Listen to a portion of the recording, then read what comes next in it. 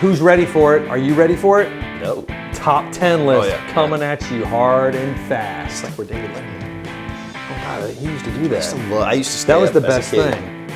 Yeah. But it's funny, and even like James Corbin, like nobody really stays up and watches late night anymore. No. But everyone watches James Corbin's like carpool karaoke. True. Because like almost late night is meant to form little small snippets of YouTube. It's what it's become now, and to go on there because who's going to stay up? That's funny how that changed, and right? watch the TV through their toes. Because I used to stay up and watch Letterman because I really enjoyed it. But we want to give you a top 10 list on how to stay motivated playing that lovely guitar of yours. It's because sometimes you're playing, you get in the funk, you're like, well, how do I just keep with this? I don't want to do it. This is a list we came up with. It's probably wrong and filled with so many errors. Yes, probably. But it's fun. This is what we do. Because that happens to us too, right? No, yeah, of course. You ever get demotivated? Sometimes I do. I do. I'm sort of in like getting phases. I'm like, I just feel like I'm in a rut. You know what I mean? It's not that I necessarily get demotivated to like play, unmotivated to play, but I definitely get in a rut where I get sort of frustrated. And what Johnny does is just listens to recordings of himself talking, and then he's like, God, I'm so talented. That's true. Anyway, suddenly I'm ready to go. Number 1. Take it away, Johnny Rob. Listen to new music. I wanted to make him say that one. He's like, is the Black Crowes count as new? Yeah. Is that new as? No, but do listen to new music or listen to the old music you know and love. Just like listen, take your head out, just like fiddling on your guitar for a minute and listen to music. Even if it's something that you've listened to before, but like, I'll get in ruts listening to music too. So then if I'm like, okay, put this away, go to this thing that I also love. I mean, I know we're joking that I hate new music, but You don't. It's cool to go find new things. Every once in a while. Yeah, because we all have our own ruts and break yourself out of that. Number 2, play with your friends. Hopefully you have friends. And if you don't have friends, sorry, this doesn't apply to you. No, but it's like saying like if you got through the past 2 years without getting COVID, you probably don't have friends. That's what I've heard from some people in Australia. It makes me feel good. I know. Feel my heart's warm. Make it through. Like even some of my friends, they just got COVID. Like they were like the most hyper protected in the universe. Like mask everywhere, like sanitize. They just got. It's just part of this world. Anyway, play with your friends. Get it. Like it doesn't have to be a band. Just sit down with one of your buddies, like your gal, your guy, the kids, whatever. It's a jam.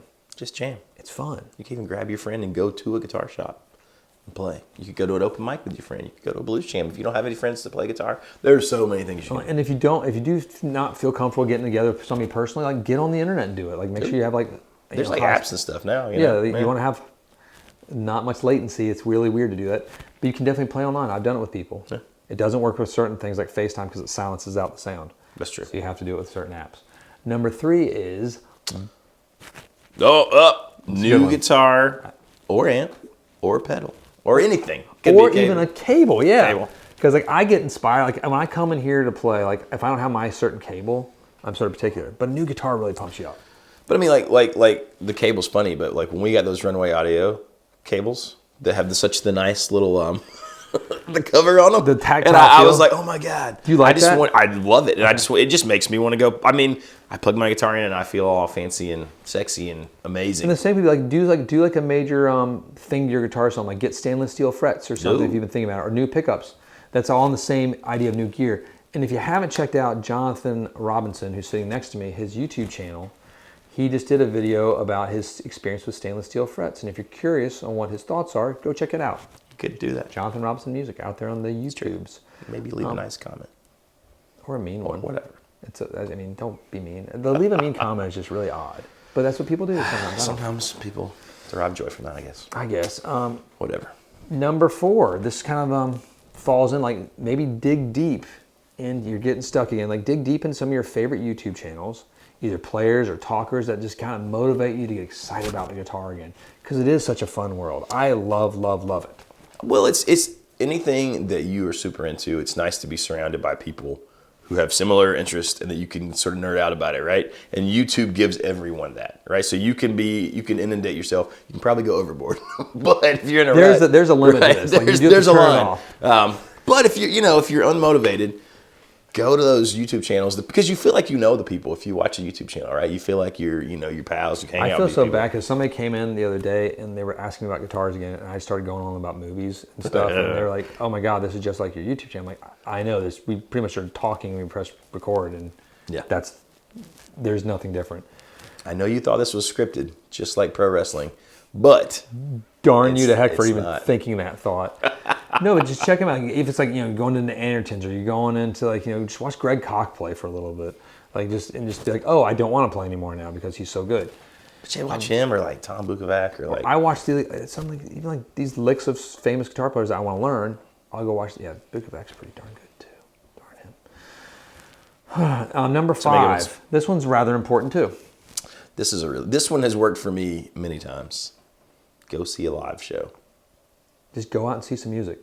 It really pumps you up again to go home and grab your axe. Yeah. And it gets you excited. Like go, Samantha Fish is coming to town. Go check it out. Jonathan Robinson's coming to town.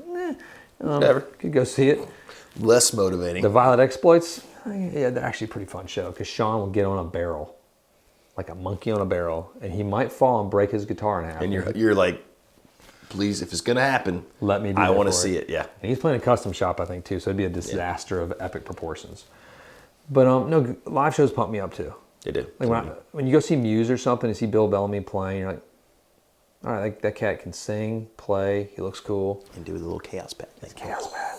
And his bass player's over there like working like overtime, just trying to keep that root down. The drummer's like this little mad hamster hitting so hard. Like these guys, 3 cats just like shredding music hard together. Like like that. It is. It's like they're like these like hamsters on this gerbil wheel, just running faster and faster. And light shows are great. Doing the music. Yeah, it's musicking. Number 6. This is one that sort of connects to that. Why don't you book a gig yourself? No, it's terrifying. It's motivating though, because the horror of failure is around the corner. Even this is not if you're a professional musician. Just like book a gig of some sorts. Go play at your local coffee shop or wine bar or something. Have fun with it. Well, and like even if you are, maybe you do gig a lot. Sometimes I'll take a gig that is a little outside of my normal comfort zone that I had to know that I'm going to have to like prepare for / practice. You played that gig at the Blue Oyster Club the other night. It's the one Hightower and everybody goes and hangs out there after Police Academy. So that was one of Jonathan's gigs. And if you know what I'm talking about, you're a certain age. So welcome to the club. And did you know in the movie Police Academy, with one scene when the guy they're in training and he turns around with his shotgun. I mentioned it before, but I think it's fabulous. I think Hightower is the one guy who doesn't duck because he knows there's not a round in the chamber. Because he shot the shotgun and he didn't repump it. He just spun around, but everyone else dives to the ground. It's a small little moment of the brilliance of Police Academy in the writing and the directing of that film. Who knew? Number 7. High standard. This one is really important. Take a lesson. Take a guitar lesson. Go down to your local guitar center, your local guitar shop, your local teaching studio, somewhere, wherever it may be, and take a random lesson. You can even, getting crazy here. Don't do it. You could even like some of your sort of like guitar heroes give lessons online. Like if you're into a certain YouTube channel or you love like Johnny Highland or somebody like that, there's a lot of these guys that you could book a lesson with, like a private lesson on Zoom or whatever. And I think that would be pretty inspiring. Or even like Randy Rhoads, we talked about before, took lessons everywhere he went on tour with other teachers across the country and the world so he could learn more. Always. Gotta keep learning. Pretty rad. God, this one's pretty cool too. 8. This is a radical departure. You could go play at church. What? Jamming for Jesus. That's funny. Jammin' Jack. That's right. Jamming for Jesus. But you made some really good points. You got like a built-in band. You probably got really good sound and production. It's just fun. It probably, maybe if you don't ever do this, maybe it's a different way to think about playing instead of like your blues rock gig. And it's fun. It goes back to number 2 of playing with friends. Like you meet friends, and almost everyone I've met at these like type of church operations are pretty flippin' nice. Yes. It's not like you're coming there like, hey, dude, can you shred hard? They're not like judging. They're just like, play, man. It's like, unless I'm just kidding. Jonathan ruins it. Oh, can you play E pentatonic? That's where I live. E. And it was like, oh. But I'll be playing some sax with Al Green maybe later, and he only plays in B flat. He plays in other keys too, but B flat's his jam. That's where he loves to live. That's what the horn players love. They love the B flat. I don't quite understand it. My head doesn't quite wrap around it, but whatever. It's a nightmare for those people. Yeah, but go check out a church. Now, number 9 is actually a really cool one. This is where you could volunteer to actually teach, either at a senior center, Boys and Girls Club, or just any other community service type of group that's doing outreach to youth Yep. or some of our more elevated folks in age. Yeah. But it's really rewarding. I still am involved with it some. I think Jonathan and Sean are getting ready to get involved with it in some ways too. It's because we get caught up in this really weird rat race of life sometimes between like just, going to your job, going home, taking care of your kids or whatever, paying your bills, make sure your wife doesn't hate you or your husband doesn't hate you still. And you forget like the joy you can give by just showing someone just how to play a G chord. Well, it's and I was fortunate enough to fall into teaching really early on when I had no business teaching. But even if you're just showing someone Twinkle Twinkle Little Star, that you get so much out of being a teacher. Like it makes you figure out things, think about things differently, how you're going to explain things, and you have these like aha moments. It will motivate you and change your playing in a really good way. And it's fun. Take us to number 10, Derek. Number 10. You could take a break. I said Derek from playing. You did call me Derek. It's fine. I was just thinking Derek for a minute. Derek he's a good looking man. I mean, you guys look alike, so it's Kind of. confusing. Sort of. Like if Derek spent years without a hairbrush and razor. I just said without a hairbrush. I know. Let the comments pour in. I don't actually have one. No, take a break. Take a break. I had a couple other things bullet pointed on that one just to mess with Johnny, and I wanted to see if he'd fall for it. Darn it! No, I'm a pro. But no, but there's multiple. I know we're almost professional. Whatever that means. Take a break from playing. But it's multi-tiered. Also, yeah. I mean, as a young cat like that spent a lot of time alone, the idea of having sex with another human was a motivating factor. Playing it. There's like, oh my god, like when I play guitar, like these really pretty people that would never talk to me normally talk to me. They might let me touch them one day. and I don't even go that far, but the idea of like this like energy of like someone, I'm gonna hold a hand, maybe get to first base, which depending upon where you live is maybe all the way. But it was the idea of like physical amorous activity. It's a good motivating factor. It's a stereotype for a reason. It's because it's true. It's like if you can learn like more than words by extreme. No matter what Sean says. Well, Sean's an idiot when it comes to things like that. If it's not the Red Hot Chili Peppers, he's like, I'm not interested. This is not a good song. It's got to talk about California or giving it away of some sort. But that is just it's. I mean, every rose has its thorn. If you're of a certain age, I don't think it matters. For old people, I think every rose has its thorn is eternal. You're right. It's like when you say cowboy and like everyone, that song is immortal. It's true. That's probably the best hair metal ballad. Period. It's true. Like fine, you can be like, oh, Home Sweet Home. Like that's epic and cool and rocks, but it's not like It's different. Like it's not where you're going to be unbuttoned in your leather pants moment. And the greatest, you can just sit there and just play Every Rose Has Its Thorn on your acoustic. We both lie silent still in the dead of the night. Hairs on my arms are standing up right now. We both lie close together. I feel miles apart inside. Like, that's brilliance. And like Bret Michaels, you wrote, it's like he's the Shakespeare of the 80s.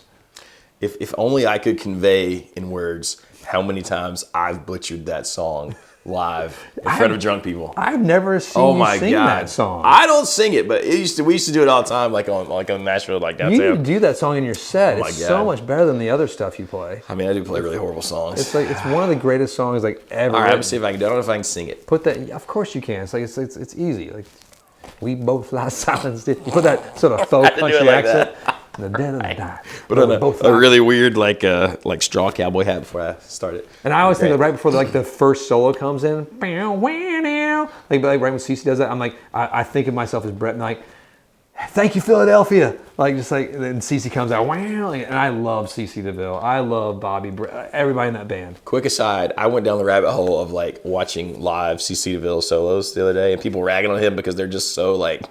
Amazing. Well, they are amazing. But they're also ridiculous, and they're nothing like the records. And that's because I guess in that sort of sphere, they want it to be like like it was recorded. But I did not know it was such a thing. It's just a thing. There's this whole group of people who are like, oh, CeCe DeVille is ridiculous and was horrible live. What? Yeah, it's a thing. That's weird. I'm sorry. I thought it was pretty darn cool. Like that's the same as like I was walking down like on Sunday, going home, getting ready to do some Easter stuff, and my son was like, it's weird that some people like don't believe in the Easter Bunny. I'm like, what do you mean? He's like, it's weird that some people don't. I'm like, that's like not believing in like the light or the moon. It's of course there's an Easter Bunny, And then the Easter Bunny brought stuff to our house after church and everything too, which was like, the Easter Bunny like pulled a ninja on us because we got out that morning and there wasn't, and then somehow we all came back to church and it's impressive. There was Easter stuff everywhere in the house. I don't know how it happened. So it wasn't me. It wasn't my wife. We were at church. The Easter Bunny at my house scattered eggs all over the lawn on I a saw trail from our living room. But my little boy is like mildly colorblind, so he couldn't see them at all. He was just like, so Abby's running to get the eggs. Little Jebediah is colorblind. He's just like, what? Daddy. What? Daddy. It was very cute. I'm going to have like him saying daddy, like is my ringtone. I would love that. Daddy. He started graduating to dad. Dad. Dang, I like daddy better. That was cute. He'll still do it if he's, if he needs something. In the right. This has to be the right context. So that's our top 10. And I hope that was fun and educational. But The funniest thing you've said. No, I do hope it was fun though. And it's like an enjoyable moment. Just to, hopefully it motivates you a little bit. Like get excited about. Like just it happens to all of us. It happens to me. It happens to Johnny. It happens to Sean. It happens to Derek. It happens to Zach. Even like James. Everybody at this place. We get demotivated. It's true. Like I think James is motivating because he shaved his beard off. I saw that. It was all smooth. That's crazy. It's like a little baby's bottom on his face. That's true. Creepy. Let us know your thoughts. Click like, subscribe. Hit the bell. Hit the ding. Thanks again for hanging out with us.